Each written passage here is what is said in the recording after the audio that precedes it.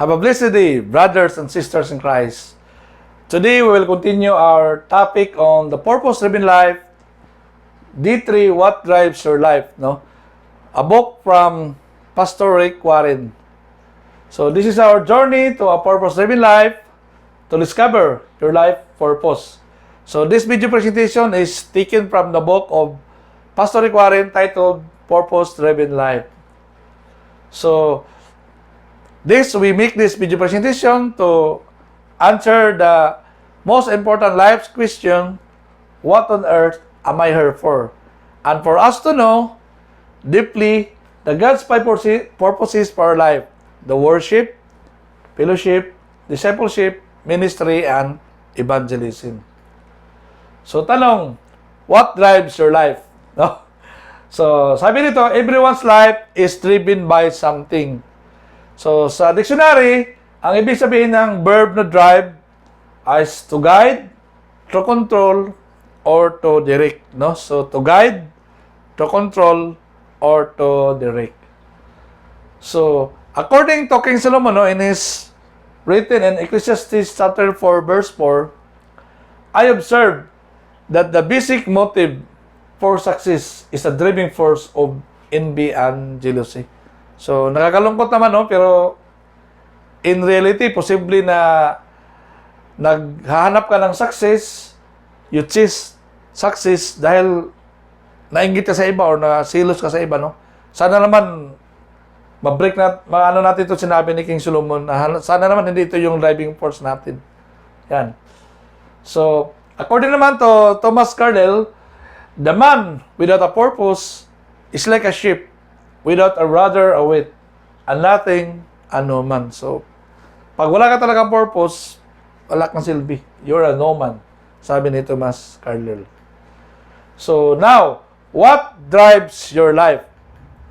So, ngayon, posible na dinadrive tayo ng ating buhay because of this followings, no? Mga bagay na to.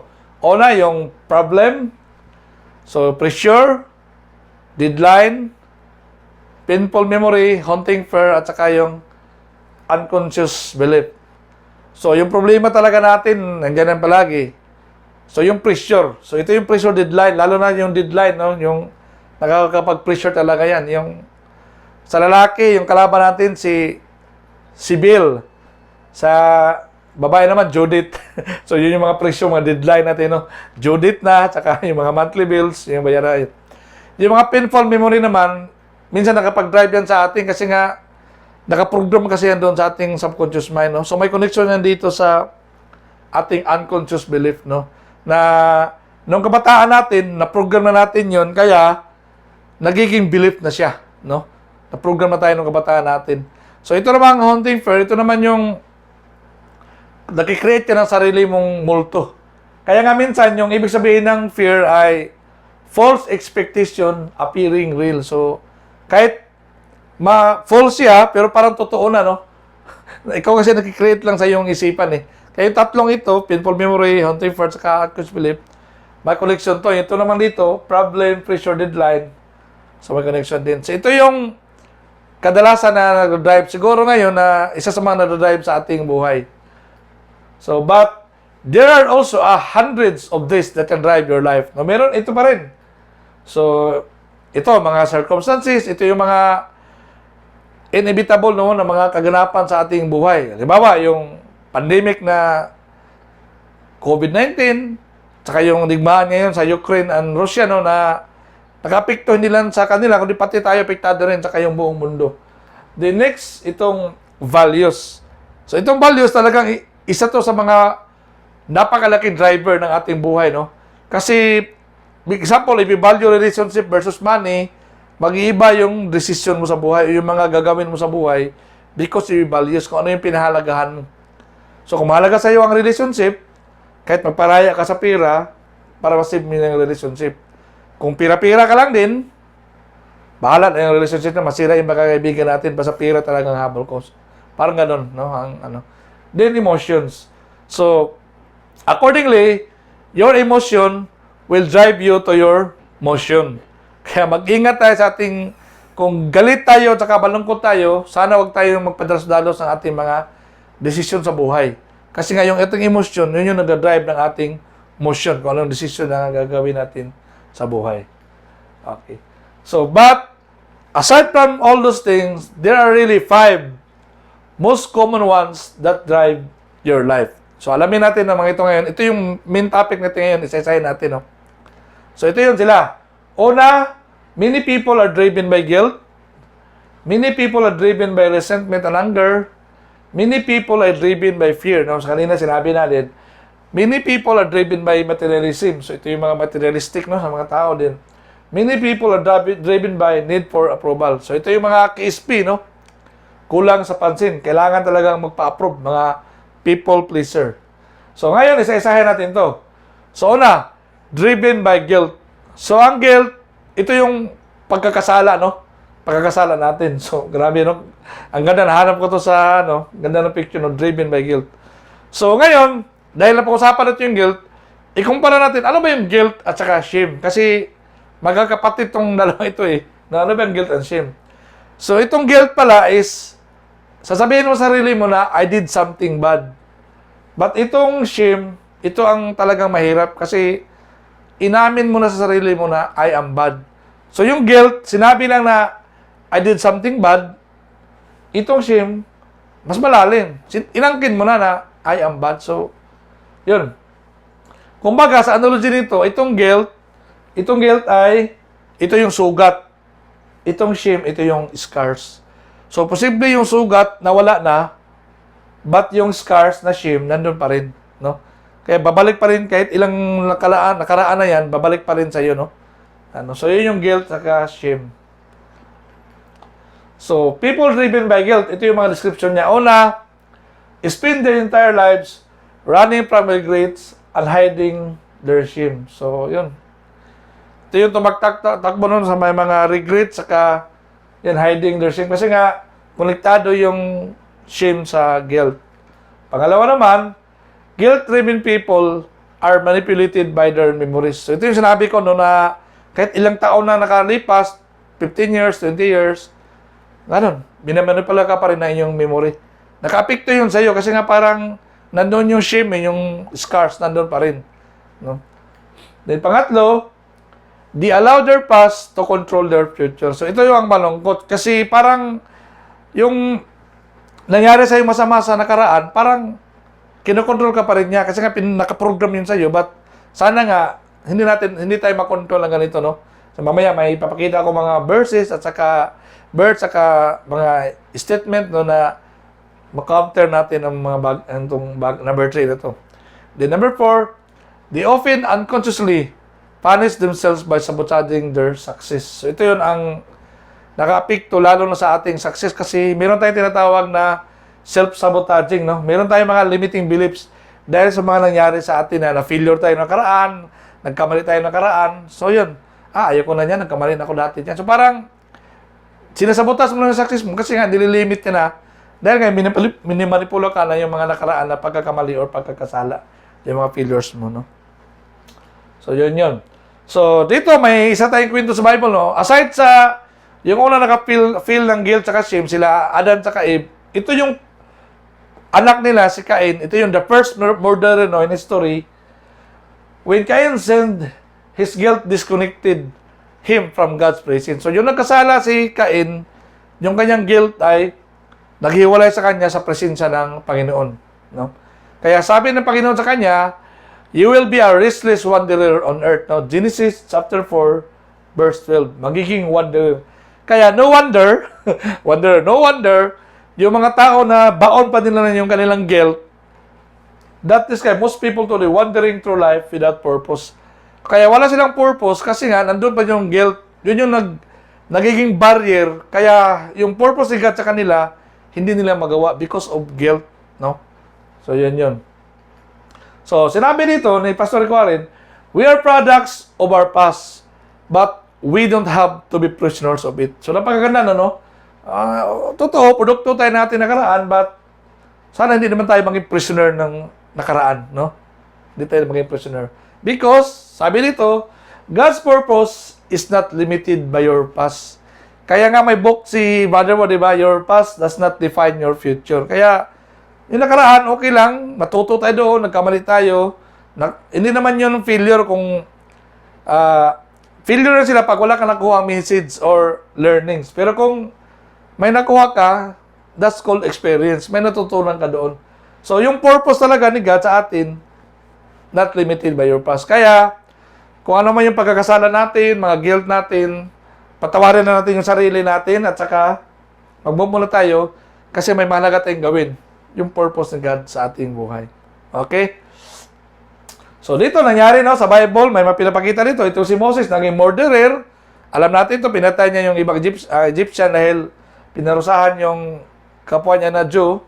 But, from being a murderer, si Moses ay nagiging leader ng Israelites, no? Naging kaibigan ng Panginoon.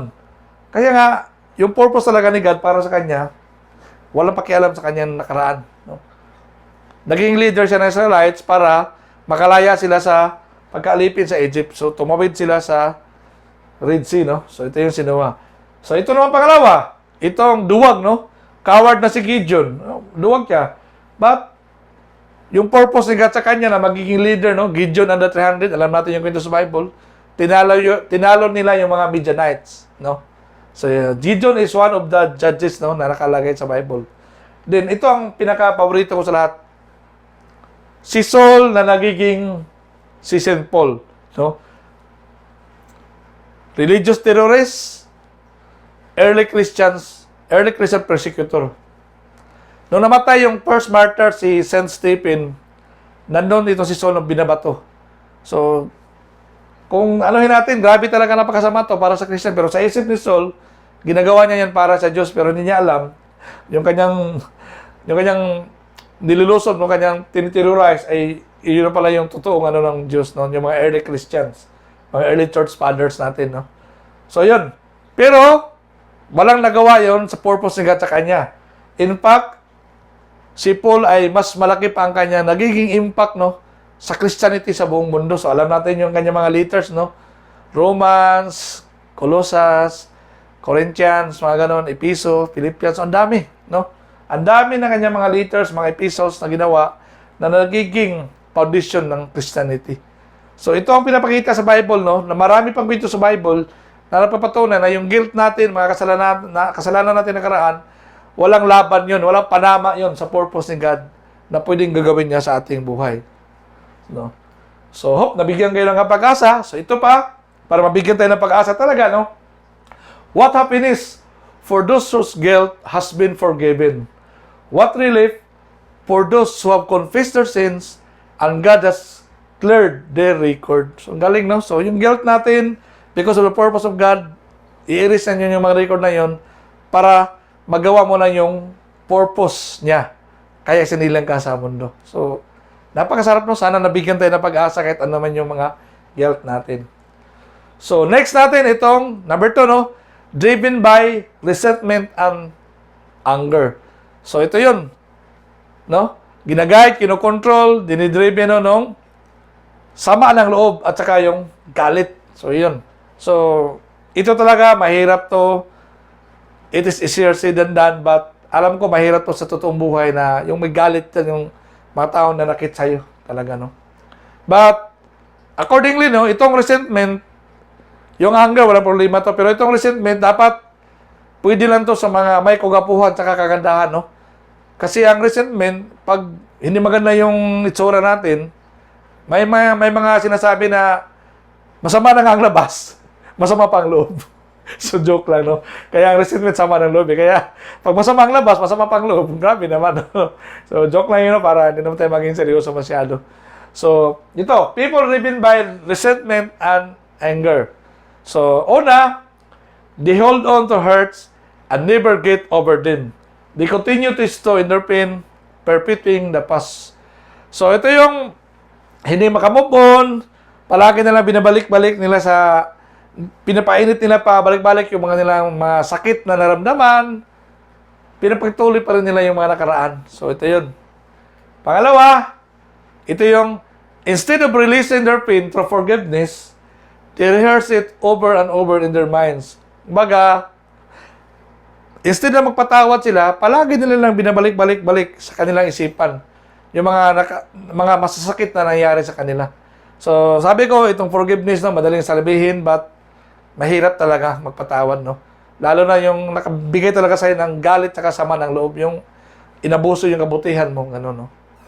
Then, pangatlo, some resentment-driven people clam up and internalize their anger, while others blow up and explode into others. So, ito, no?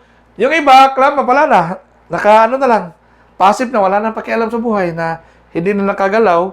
Yung iba naman, nakagalaw, pero yung kanilang galit, sumabog na sa ibang tao, doon nila naibuntong yung kanilang galit, no? Kaya ang hirap mag-decide pag nasa resentment and anger ka. So, lahat ng mga bagay na to, no? Ito may sasabihin dito si Pastor Equari, no? Those who have hurt you in the past cannot continue to hurt you now unless you hold on to the pain through resentment. So, yun. Yung mga nakasakit daw sa atin, ay hindi naman sila patuloy na nakasakit sa atin ngayon. Tayo na lang. Unless you hold on to the pain through resentment. Kung nandun pa rin yung sama ng loob natin, nasasaktan pa rin tayo.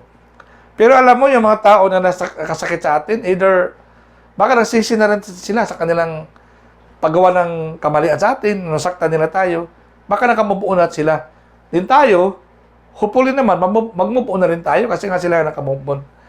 At dito, no, kasi may certified din ako na neuro-linguistic programming at saka sa neurosemantic. May tinuturo sa amin, no, na pag nasaktan ka ng mga tao, kung ano yung mga painful memories mo dahil sa mga tao na yan, so isang ba, nasaktan ka lang yan ng isang bisis, isipin mo yung mga magagandang bagay, mga masasarap na nakaraan na ginawa niya sa'yo. Alam ba, kung isa, mag-isip ka ng 3 o 5 na mabuti niya nagawa sa'yo, mga kasiyahan nagawa sa'yo, sigurado yung 1 na nagawa niyang sakit sa'yo at saka kasamaan, kamalian, madidisipit yun. Pag inisip mo sa iyong utak, sa iyong isipan, yung mga magagandang bagay na nagawa mo sa kanya. So, yun yung tips, no? So, anyway, tayo ng ibang topic doon sa ibang video ko, no? So, ganun lang yun, no? Didik, sabi ni Job, chapter 5, verse 2, to worry yourself to death with resentment would be a foolish, senseless thing to do. So, useless na, walang silbi, walang kabuluhan. Pag namatay ka na lang sa pag-alala sa sarili dahil sa iyong sama ng loob. So, next natin is, ito, driven by fear. So, tingnan nyo tong picture na to, no? Na hindi ka makausad, hindi ka makalipad-lipad dahil napakalaki ng driven by fear na to na nakakadina sa'yo, nakakonekta sa'yo. Okay. So, ito yung 4 fears that block us, no? Commonly, no? Fear of failure. So, ito yun na lalo na pag mag-negosyo, ito, ano tayo na, hindi pa ka nakasimula ng business, ay, ma-failure tayo dyan. Hindi pa ka nakasimula, failure na iniisip. So, talaga, mag-fail ka dyan. Pangalawa, fear of unknown. Or tinatawag itong fear of uncertainty. So, baka sabihin nyo, oy, Coach Ray, sino ba naman hindi matatakot sa unknown? Talagang, kaya nga unknown niya, nakakatakot, no? Then, pangatlo, itong fear of rejection. So, ito yung mga, ano kayang sabihin nila, no? Ano po, baka pangit ang magawa ko, mga gano'n, no? Then, fear of judgment. So, ito yun na, siyempre, judgmental yung mga tao. So, hindi mo pa nagawa mga bagay, nabablock ka na because of dahil sa mga fears na to. So, nandun ka na lang sa iyong comfort zone. So, hindi ka na umalis, no? Because of these fears that block you. So, first, a result of this following, no? Una, traumatic experience. So, yan, totoo yan. Nangyari yung mga fear na yung kanina sinabi ko because of traumatic experience. Kasi may tinatawag doon sa neuroscience na, neuropsychology, no, na yung tinatawag na SEE, yung acronym na Significant Emotional Event. So, halimbawa, yung nakita mo C, no? C talaga, literal na C, no? Significant Emotional Event, talagang papasok yun sa iyong subconscious mind, maprogram yun doon, kaya nagkaroon ka ng trauma, no? Mga traumatic experience. Kaya, nandun yung takot mo, yun yung nag-drive sa'yo, kaya hindi mo magawa ang isang bagay. Pangalawa naman, unrealistic expectation. So, ito naman yung mga suntok sa buwan na expectation sa'yo, no? Ng iyong mga parents, kamag-anak, no, yung mga kaibigan mo. So, napakahirap, parang tumutulay ka sa alambre, no, para ma-please mo lang sila. No, kaya konektado yung mga lahat, people pleaser, saka mga gano'n, no, mga bagay na to. The next yung grew up in a high control home. So, napaka-strict ng parents, napaka-higpit ng mga lolo't lola, mga grandparents. So, nandun ka sa environment sa bahay na napaka-stricto. So, yun, takot ka lang magkamali. Kaya may failure yung kanina. Hindi ka na, passive ka na lang kasi baka magkamali ko, magkamali ba. Nandun na yung isip mo. No, failure, ganun. At saka isa, itong genetic predisposition. So, ito talaga mga hereditary traits. So, yan. Wala tayong magawa dito kasi nasa dugo na to mga genetics. But, siguro with the right mind setting, magawa natin to, no, na imbis na may gusto ka pang gawin sa buhay na pangarap, gusto mo maging sikat na gymnast, so ayaw ko na mag-gymnast kasi may mga sakit sa buto yung mga magulang ko, mga ganun, mga kamag-anak ko, yung grandparents ko. So, lahat na nga na nagiging barrier kasi nga, nag-judge ka na sa sarili mo na, yun, may mga genetic na mga predisposition, no, hindi mo na gawin yung isang bagay dahil sa bagay na ito nga, genetic predisposition. Okay. So, dito sinabi, regardless of cause, fear-driven people often miss great opportunity because they're afraid to venture out. So yun, yung mga fear-driven people, na-miss na nila yung mga great opportunity kasi ayaw nila mag-venture. Pinatili nila yung status quo. So ito yung sinabi ko, nasa comfort zone na lang sila. No? Ayaw, playing safe na lang, avoid ng risk, at saka, yan, trying to maintain the status quo, okay lang, makakain lang sa isang bisis, tatlong bisis ang araw, okay na. So parang, wala na, dahil sa takot, no? Napangunahan ng takot. So nawala na yung mga pangarap niya. So yung purpose sa kanilang buhay, wala na. No? Sa totoo lang, itong takot na ito na sinasabi, no? Ito nga ginagawa kong ito yung ko sa social media ganito. Talagang ko dito, takot kaya nga may mga challenges kaya matagalan ako magawa ng mga video kasi parang takot to, kayang isipin ng iba, ganun. So, hindi ako magaling mag-English, yung pronunciation ko mali-mali, yung grammar ko ganun. So, but ko na lang na total, ginawa ko naman to para kasi wala nga masyadong nagbabasa ng libro sa yung sinabi ko nga pala, pinapakita, yung ganito kakapal na libro, kahit mga professional, bihira ang magbasa. So ako, nung nalaman ko yung book na to, ang ganda ng message. So sayang naman na walang mag-advocacy, no, na i-promote tong ganito, video presentation, para at least yung mga hindi mahilig magbasa, makita nila yung video ko, or kung makatulong kayo sa akin na ma-share nyo to sa ibang, pag nakita nyo to sa mga kakilala nyo, at least malaman din nila yung mga deep lessons, no, para yun, how to answer kung ano bang kabuluhan nila sa mundo, yung kanilang layunin, but isinilang sila sa mundo, at saka yung kanilang 5 purposes, no, na general purposes na binigay ni God sa kanila. So, yun, takot ako dito. Kaya nga, medyo matagalan ako na sunod na video, but inano ko na lang na ito namang ginagawa ko ay magandang layunin ko para sa iba, at hindi ko napi-please yung tao, at si God man lang, masaya siya na may tao na nag-advocacy na para malaman yung purpose nila sa mundo. So, sa totoo lang, inamin ko talaga, no, na nakakatakot. But, sige lang, kung sana pag makinig kayo sa akin, gamitin nyo lang yung puso at isipan nyo, no, yung open the eyes of your heart, your ears, no, so yung spiritual heart saka ears ninyo, wag lang yung physical, para hindi nyo ako i-judge sa aking pag-pronounce, sa aking English, sa aking grammar, sa aking pag-Tagalog. So, sana mas malalim din yung pagtingin nyo sa ginagawa kong effort na ito, no, na gumawa ng video presentation for the purpose-driven life. So yun, na-share ko lang yung fear-driven kasi nga nakakatakot talaga itong ginagawa ko rin na yung sa social media, no, na ganito. Okay, next tayo, no. So yun, ito nga, fear is a self-imposed prison that will keep you from becoming God intends for you to be. You must move against it with the weapons of faith and love. So yun, self-imposed prison yung ating mga takot. So yun nga, hindi ka na makagalaw. Then siyempre, hindi ka na nagiging hadlang na hindi na magawa ni God yung purpose niya para sa iyo. So you must move. Labanan natin to with the weapons of pananampalataya at saka yung pag-ibig, no? Kasi sabi daw, pag tumaas yung faith, pananampalataya, bababa yung fear. Pagkataas yung fear, bababa yung faith, no? So, ano sila? Inverted sila na indirectly proportional yung dalawang bagay na yun. No? So, dito may sinabi, no, sa 1 John chapter 4, verse 18, there is no room in love for fear. Fear. Will from love banishes fear. Since fear is crippling, a fearful life, fear of death, fear of judgment, is one not uniform in love, no?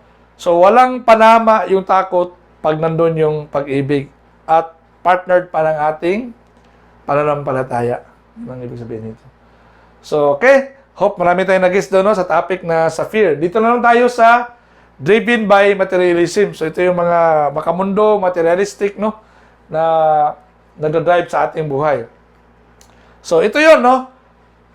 Ang kaugalian ng mga tao ito is the desire to acquire. So, ito yun, no? Their desire to acquire becomes the whole goal of their lives. Ito yung may mga greed na, no? So, sabi nga, kanya-kanya na tayo ng greed yung tao, no? So, may grade 1, grade 2, grade 3, grade 4. So, joke lang, no? So, ito na, magiging greedy ka na. Ay, hindi, ano lang, kailangan ko lang to. Hindi mo alam, nagiging greedy ka na pala at saka nagiging materialistic, no? So, dito, this drive to always want more is based on the misconceptions that having more will. So, misconception pala to, no? Yung, pag marami ka, ito yung misconception na tatlo. Una, make me more happy. Yan. Pag marami ka raw, mas masaya ka. The next, make more important. So, sikat ka sa inyong community, sa inyong grupo, pag marami ka. Ganun, no? Mga misconception. Then, pangatlo, make me more secure. Pag marami kang pira sa bangko, marami kang mga posisyon, mga lupa, mga ganun, secure ka raw. So, parang, parang sa tingin mo, hindi ka na mamamatay kahit marami kang ano, no? So, isa-isahin natin ang mga bagay. So, ito, sinabi nito, all of these three ideas are not true. No? Okay. Unahin natin yung una, make me more happy. So, sinabi dito, positions only provide temporary happiness. So, yan, bili ka ng magarang sasakyan, malaking mga biyahe ka sa ibang mga magagarang mga bagay. Totoo naman, nakapagbigay ng happiness, but temporary lang. No? Kaya sinabi na ito, kaya iba yung happiness kaysa sa joy. Happiness panglabas, yung joy malalim talaga yun, no? Sa kaibuturan na yung puso yun.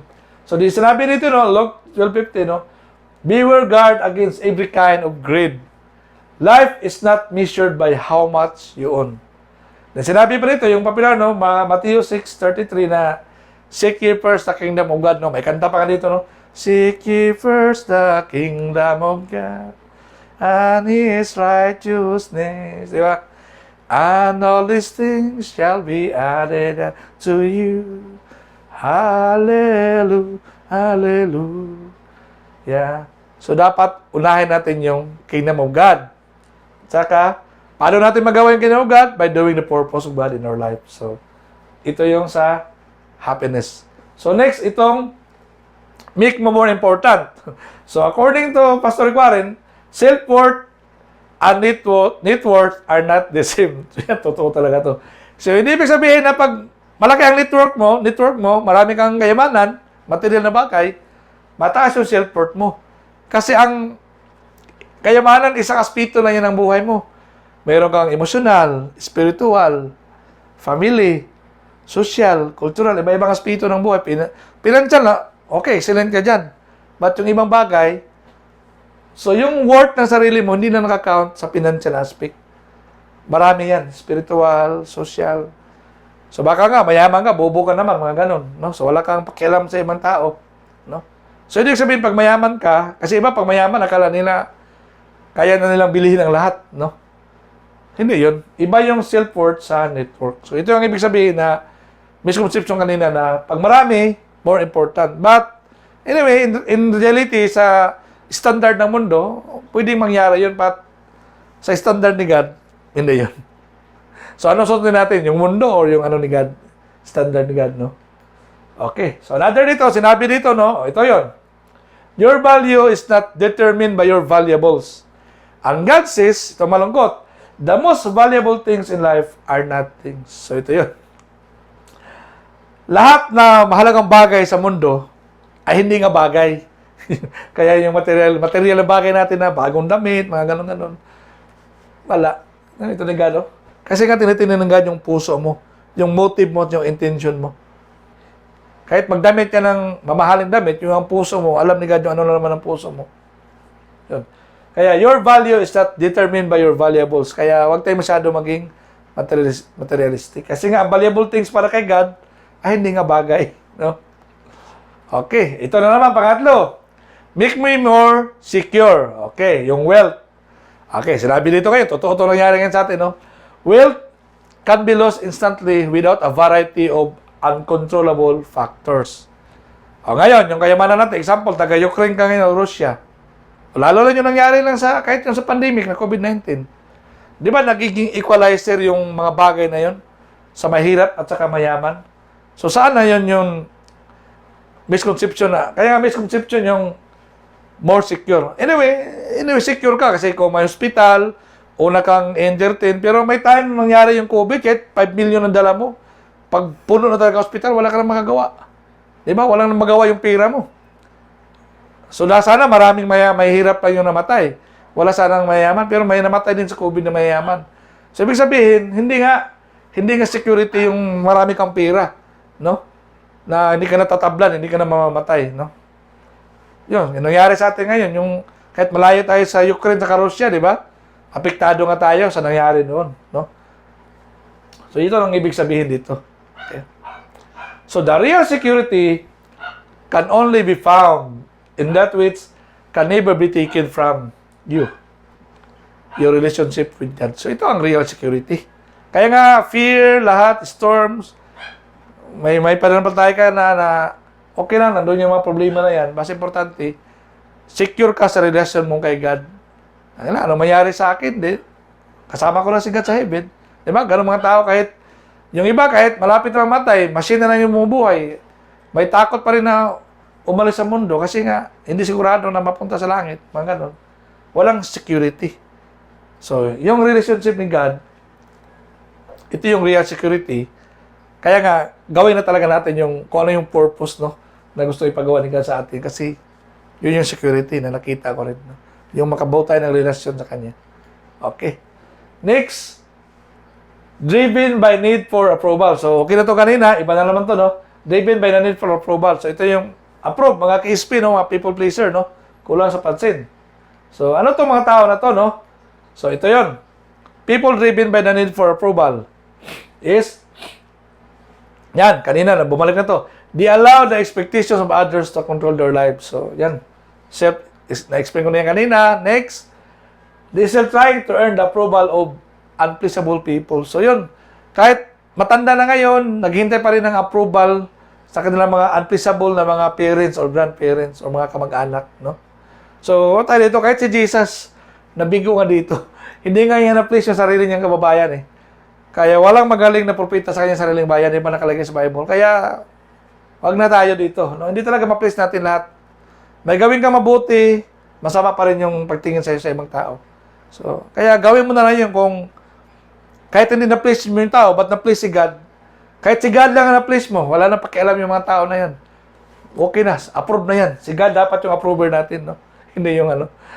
Dito, driven by peer pressure. So, ito naman sa mga barkada, pag yumaman na yung isang barkada, dapat yumaman rin ako. Ano ba, sa mga estudyante, naging high honor yung isa kong classmate, dapat high honor ako. So, may mga pressure, no? But, maganda ang pressure na yun, ha? Kung positive yung paningin mo na ano lang, para maka-honor ka rin, no? Pero, wag naman doon sa sukdulan na magiging negative na yung impact sa buhay mo. Okay, next is, always worried by what others might think. So, ito yung nakakatawa. Kasi, nag-alala tayo kung ano kaya isipin nila, no? Ano isipin. Pero, sa totoo lang, no, sabihin ko sa inyo, human being is self-centered in nature. Sarili lang talaga nila ang iniisip nila. Kaya, huwag tayong masyadong nag-alala kung anong iniisip nila kasi nga, iniisip na nila yung sarili nila. So, huwag tayong masyadong assuming, no? Na kayo kayong iniisip nila, ganun. Wala. No? Mga, ano yan, self-centered, no? Then, unfortunately, get lost in following the crowd. So, ito yung yung may tinatawag na bandwagon effect, no? So, lalo na ngayon, malapit ang eleksyon natin. Kung saan doon yung maraming tao, doon sila. So, hindi nila ano yung kanilang values at beliefs, no? Kung ano yung align sa kanila para piliin nila yung kandidato na to, ganun. So, ikaw mag-decide. Kaya nga, isang boto importante kasi kung ano yung values and beliefs mo, may impact ka kung anong resulta ng boto. So, huwag kang sabay-sabay lang na kung ano yung sinabi ng mga ano mo, sabay ka na doon. So, ito yung yung may FOMO, fear of missing out, na kung ano yung uso, ito yung mga sabay sa uso, kung ano yung in ngayon, sabay-sabay lang, kahit nakakasira, no? Nagbigay ng negative na impact sa kanyang buhay. So, yun. So, ito yung mga people driven by the need for approval. So, ako, guilty na ako dito, no? Kasi itong ginagawa kong ito ngayon, minsan napapa-approve din ako sa mga kakilala ko, pero, yan, ilan lang yung, yan, okay yung gagawin mo, ilan lang sa mga kaibigan ko, but, ito, tinuloy ko pa rin, no? Wala na akong pakialam kung ilan lang yung subscriber ko dito, kung makapanood. So, binigay ko na lang kay God ang lahat.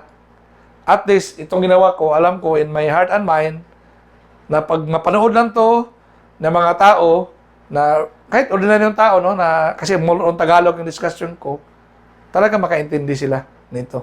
So, yun na lang inano ko. Minsan, parang, kasi mapoprostrate ka rin pag yung inasahan mo ng mga kaibigan mo, tutulong sa iyo para maano ka dito. Pero, hopefully, baka hindi mo pa mga kakilala, no, na iniisip mo naman hindi mo makilala sa akin, yung advocacy ko sana dito na matulungan tong purpose-driven life, no, na advocacy. Ganun lang. So, minsan, inamin ko, I need approval. Kasi ito yung nagbibigay din ng lakas sa atin minsan, no? Pero, kung wala talaga, tuloy mo lang. Kasi ikaw yung nakakaalam kung ano talaga yung purpose mo. Saka ano yung makabuti sa kapwa mo. No? Dito. Okay. So, dito sinabi ni Bill Cosby, medyo exaggerated ito, no? I don't know the key to success. Exaggerated. But the key to failure is trying to please everybody. So, pinapakita lang dito sa statement na to na sa key to success na parang wala siyang alam pero sigurado siya na sa failure, madali lang pag i-please mo yung everybody. Yun ang sabi ni Bill Cosby, no? Then dito, kinukomfort tayo ni Ray, no? Ray comfort. So, being controlled by the opinion of others is a guaranteed way to miss God's purpose for your life. So, yun. Ito na naman, palagi pinabalik-balik, no? Na magiging balakid. Kaya hindi magawa ni God, hindi natin magawa yung purpose ni God sa ating buhay. Nothing compromises truth like seeking the approval of men. So, galing, no? Ganda talaga. Ang statement na to. So, there are other forces that can drive your life, but all lead to the same dead end. So, marami pa mga forces no, na hindi nabanggit dito, but lahat papunta sa tatlong dead end na ito. Una, dahil may mga barrier, hindi mo nagamit yung potential mo. Unused potential. Alam nyo ba saan mahanap yung mga potential sa buong mundo? Sa buong mundo, saan mahanap? Nasa sementeryo. Kasi maraming namamatay, na nakalibing na doon, yung kanilang potential, hindi mo na nagamit. Kasi hindi nila nalaman kung ano yung purpose nila sa mundo. Kaya, sorry ha kung masyado akong aggressive na eager, no, na i-share talaga to yung malaman yung purpose. Kasi nga, sayang na may mga potential yung mga tao na yun nakalibing doon, hindi nila nagamit kasi hindi nga nila nalaman. No? Pangalawa, nagbibigay lang sa iyo to ng dead end, unnecessary stress. Yung mga bagay na yun, nagbibigay lang siya ng stress. Kaya nga yung dati kong video, i-discuss ko sa later video, no? Yung 5 great benefits pag malaman mo yung purpose mo in life. So, matatanggal to. No? Then, pangatlo, yan, unfulfilled life. So, yun. Kahit gaano ka kayaman, kasikat, pag hindi mo nagawa talaga yung purpose mo, may mga driver talaga na dahil yun yung nagda-drive sa'yo, hindi mo nagawa yung purpose mo, ang ending, marami kang regrets. Pag mag-50-50 ka na sa hospital, lalabas na yung mga regrets mo doon, yun yung mga unfulfilled life. No? Nakakalungkot, no? Dahil lang sa mga driver na nag-guide sa'yo, control sa buhay mo. So dito sinabi, no? Without a purpose, life is motion without meaning. No? Activity without direction. Ito na. And events without reason. Sabi, no? Without a purpose, life is trivial, petty, and pointless. Napakaganda ng statement, no? Ni Pastor Rico Arin. So, ulitin ko talaga ito. Napakasarap. Without a purpose, Life is motion without meaning, activity without direction, and events without reason. Without a purpose, life is trivial, petty, and pointless. So, siya, no? Ang ganda, no? So, ito pa. Napakasarap. Nothing matters more than knowing God's purpose for your life. And nothing can compensate for not knowing them. Not success, not wealth, not fame, or pleasure. Kaya ako, nung nalaman ko to, lalo na ngayon na naggawa ko ng mga video presentation, no? Sino ang hindi mano nito sa mga statement na to na i-share mo yung God's purpose for your life sa ibang tao. Nothing matters more than knowing God's purpose for your life. And nothing can compensate for not knowing them. Not even success, wealth, fame, or pleasure. So ito yung palaging inano, no? Itong slide na to is to answer this question, no? What on earth am I here for? At to understand deeply, no? The God's general 5 purposes for our life: the worship, the fellowship, discipleship, ministry, and evangelism, or witnessing. So, hope marami kayong matutunan, no, sa ating topic ngayon, at hope na awaken, na enlighten kayo. Then, I ask apology, no, kung minsan naging emotional ako, no, sa pag-share ko about sa bagay na to and my own story of my life, kasi nga, gusto ko lang talaga na, no, sana may makatulong sa advocacy, no, na marami sana makaalam ng kanilang purpose, no. For them to, this 40 journey will show you to live a purpose-driven life, a life guided, controlled, and directed by God's purposes. So, ayaw ba natin na i-guide tayo, i-control and direct with the God's purposes in our life, no?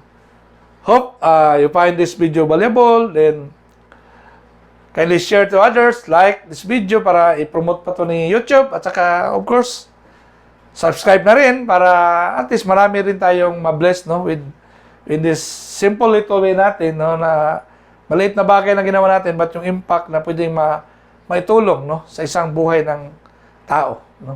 So once again, thank you very much. Have a blessed day to all of you.